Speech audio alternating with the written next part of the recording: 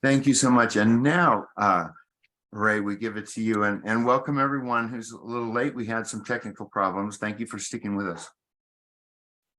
Shall I get going? Yes, please. Hi, everybody. I'm Ray.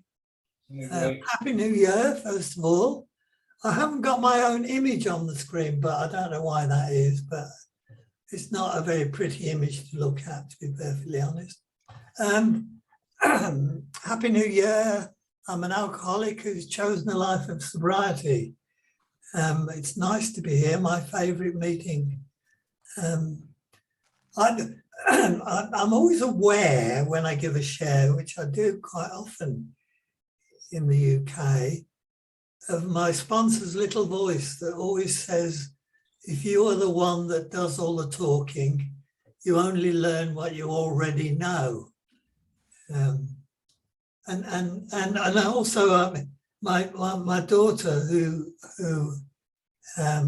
trained as an actress and is now a psychotherapist, always tells me I can't share for more than 20 minutes because people only listen for the first 5 minutes and then they lose track. And by the end of 20 minutes, they're wishing you'd shut up and go.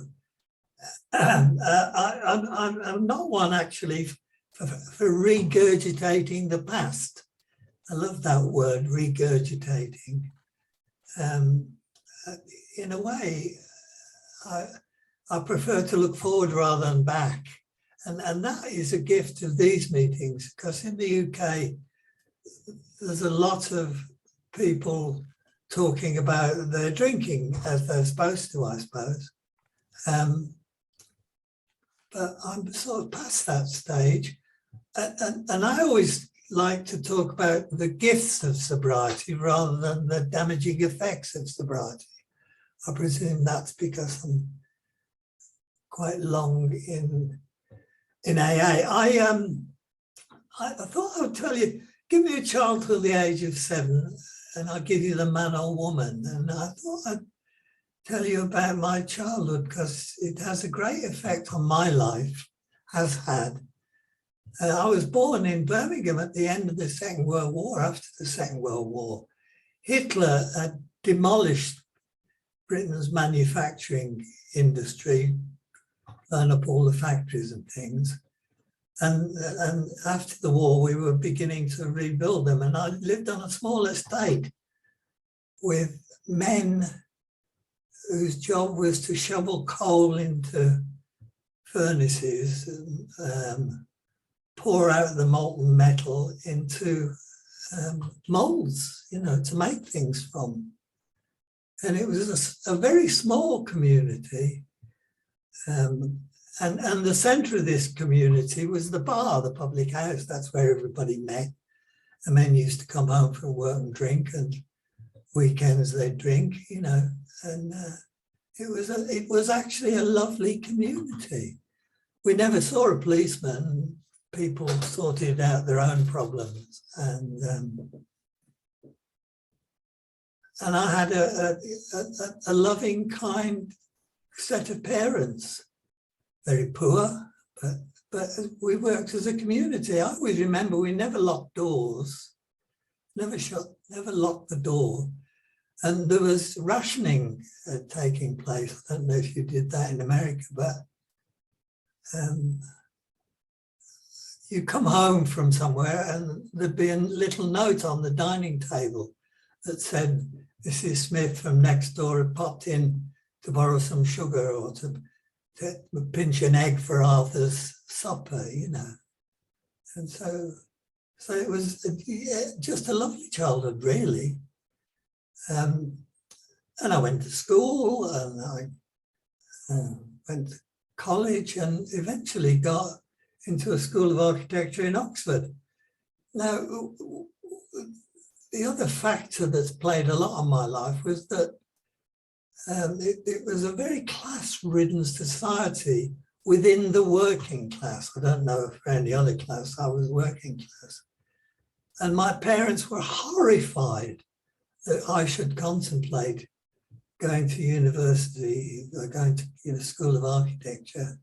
And I always remember my mother saying to me, one day you'll drive past the end of your road in the Rolls Royce and you'll say, oh, I used to know somebody that lived down there.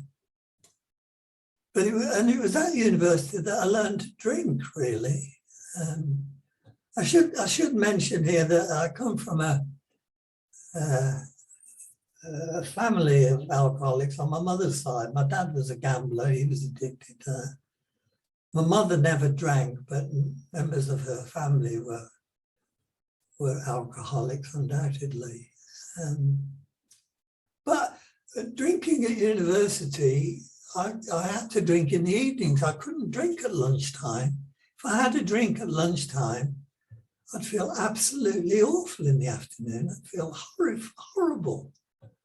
And so my drinking took place in the evenings. I qualified, moved to London, got married. We left London and moved to Oxfordshire, on the edge of the Cotswolds near Oxford. I had 2 children and lived a normal life, bought a house, lived a normal life, got into partnership with another architect. And my alcoholism was progressive. It was 2 drinks, 2 cans of beer in the evening, which turned into 4 glasses of wine in the evening, turned into half a bottle of spirits in the evening, and it just progressed. I lied, I cheated, I stole from my family, I did all those things. And eventually it reached a point of terror, bewilderment, frustration, despair. My family were terrified of me, terrified. My business partner was terrified of me. I was so unpredictable. They were bewildered. They couldn't understand. My family couldn't understand why I was behaving the way I was. And they got frustrated and angry and reached a point of despair. And then my family left me. The worst bit was between 40 and 50 years of age. And in my early 50s, my family left me. My wife left me. My wife was a very wise woman. She employed a bloody good lawyer and took all the assets. And I knew it was my fault. For years I'd tried to control my drinking and I'd failed miserably. And I knew it was all my fault. And I ended up still functioning, still going to work, but in the evenings coming home, I bought a tumble down wreck of a house and I'd sit in the hallway with a bottle of vodka. I'd drink the bottle of vodka. And for some reason, I don't remember exactly why, I went to an AA meeting. And 2 things struck me at that AA meeting. It said the only requirement for membership is a desire to stop drinking. And the other thing that was said was that if you don't have the first drink, you can't get drunk. And both of those made eminent sense to me. I knew I couldn't control my drinking, but maybe I could stop. And also, there were other people in the rooms that had similar stories to me, and they'd managed to stop drinking. So I thought I might stop drinking. I went home that evening and I went to bed, I think the first time in a decade that I hadn't gone to bed drunk or partially drunk. And I woke up the next morning, came downstairs and looked out of my kitchen window, and there was a robin perched on a table in my garden. And I looked at the robin looked at me. We never spoke to each other, and this feeling came over me, this sense came over me that I'd never have to drink again.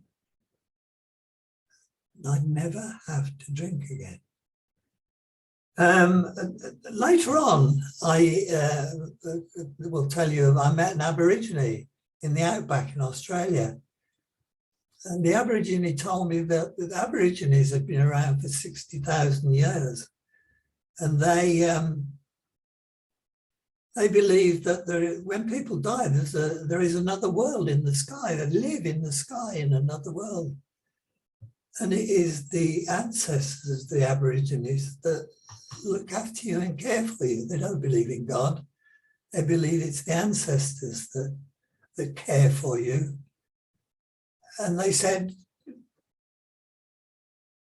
when an ancestor wants to send you a message, he whispers the message to a bird, and the bird comes down and whispers the message to you.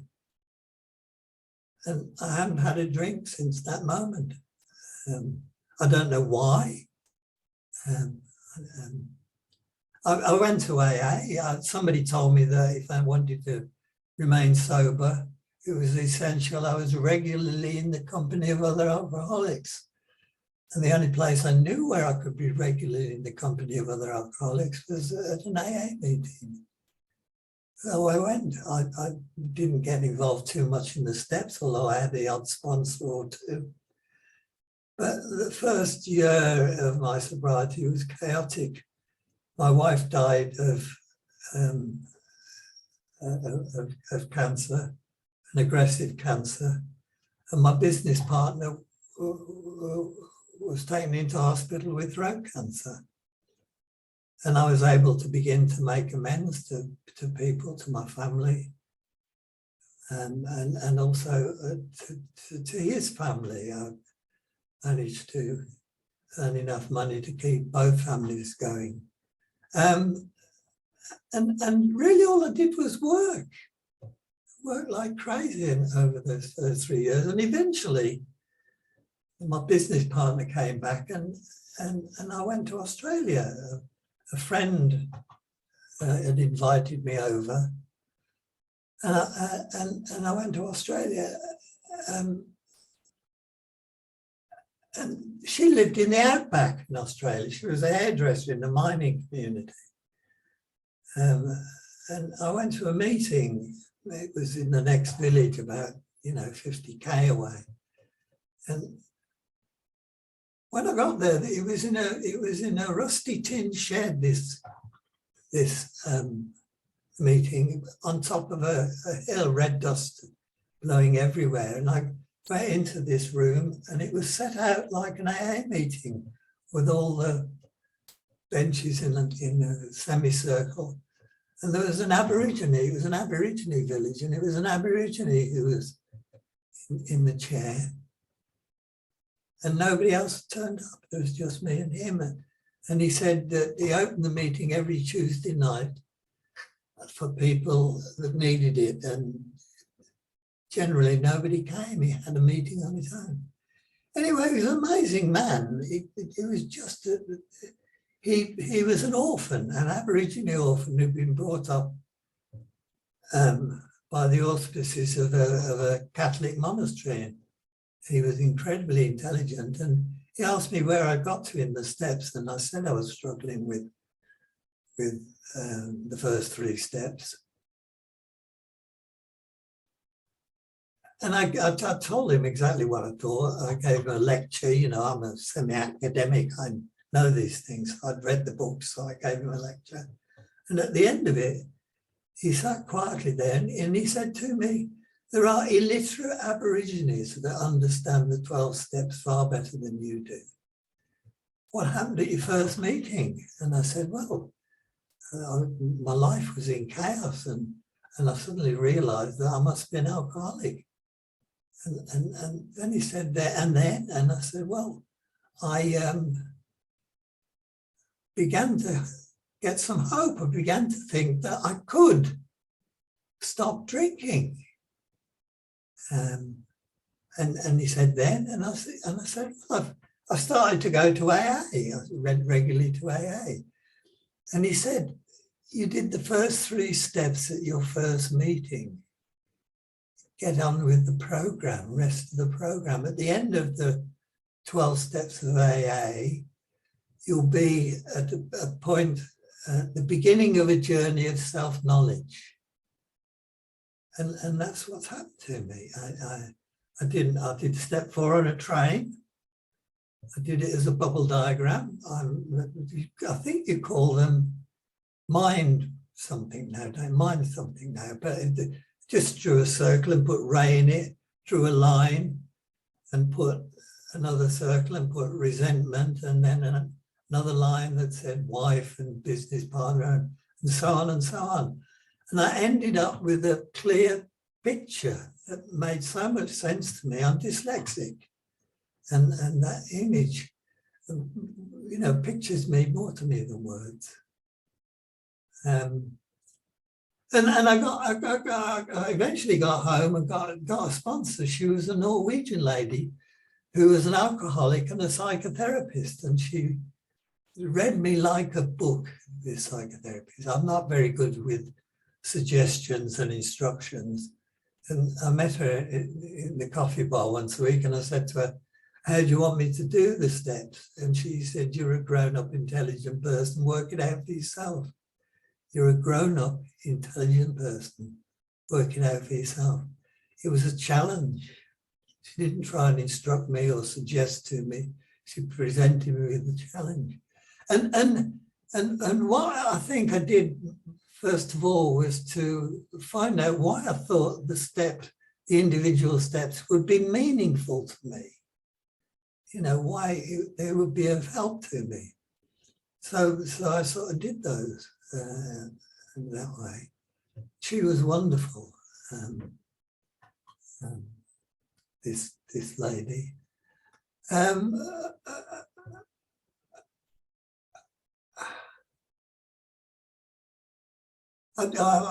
getting to the when I feel I ought to be finishing. So I'll just tell you one or two stories that I met. The great advantage to me of AA has been that it encourages you to change. And I listened to a lecture once by a guy who said that we learn our defense mechanisms as children, attitudes and values and perspectives on life as children. And he said that these attitudes and values don't serve us in adulthood. Most people go through life with the defense mechanisms and perceptions on life that they learn in childhood.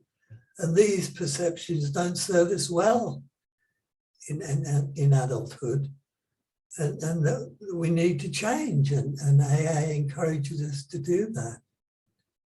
And for me, the change occurred. I had a relationship with a girl that was diagnosed with borderline personality disorder, and she went into a clinic for BDP, and I went along as a friends and family, you know, an Al-Anon group, for want of a better word. And the therapists, a bank of therapists, all doing this, you know, the way they do, and they gave us a list of thoughts, you know, a list of things that you know, you know, do you feel loved? Do you feel unloved? Do you feel angry? Do you sometimes feel not angry? Do you feel jealous? Do you feel resentful? Do you feel judgmental? And, you know, all of the things that I dealt with in step 4. And I ticked most of the boxes. I've never been violent. I didn't tick the violent boxes. And at the end of it, the therapist said that I was one of the healthiest people in the room, in that I understood, I related to all of these attitudes, values, and perspectives that people have on life. And that illnesses occur when people deny their attitudes and values and perspectives on life. And for me, it was as though an enormous weight had been taken off my back. I'd spent my whole life demeaning myself for being jealous, demeaning myself for all normal human attitudes and values and perspectives on life. And I came out thinking that I'm ordinary. I'm just a normal, ordinary, healthy human being. And two other stories I'll quickly tell you. One was a story of God. I should speak about God in the secular meeting. I played golf with a priest, a vicar, I don't know what you call them over there, the local church, and we played as a team, me and him, against two other guys. I was a bit obsessed with golf in these days. And I asked him at one point, why he'd taken to the cloth, why he'd become a vicar, a priest or anything. And he told me, and I don't remember a word of what he said. But then he asked me if I believed in God. I said, no, I'm not a Christian, I don't believe in God. And he said, but to me it was the most amazing thing. He said that God is merely a symbolic representation of good, and the devil is merely a symbolic representation of evil. And you should always search for the good in your life. And you know, I have both. I have good and I have evil. I'm kind, considerate, thoughtful, loving, generous. I can also be spiteful, vindictive, cruel, mean, you know. And the other one was Santa Barbara. I love Santa Barbara. I was lucky enough to spend a month in LA, Hollywood, with my son-in-law and daughter. And I went to Santa Barbara. How long have I got with this? 2 minutes. I'll be 2 minutes. I went to Santa Barbara and I heard the most wonderful share I've ever heard in my life. There was a big church and it was a bit bizarre in that all the girls were sat down one side and all the men were sat down the other side of the aisle. And you were asked to speak for 10 minutes and there was a microphone. It was all very grand. And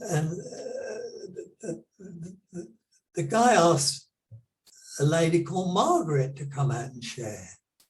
Margaret, will you share? Margaret went up to the stage and said, I'm Margaret, I'm an alcoholic. Sobriety is all about self. Sobriety is getting rid of the selfishness, the self-pity and the self-justification. It's all about gaining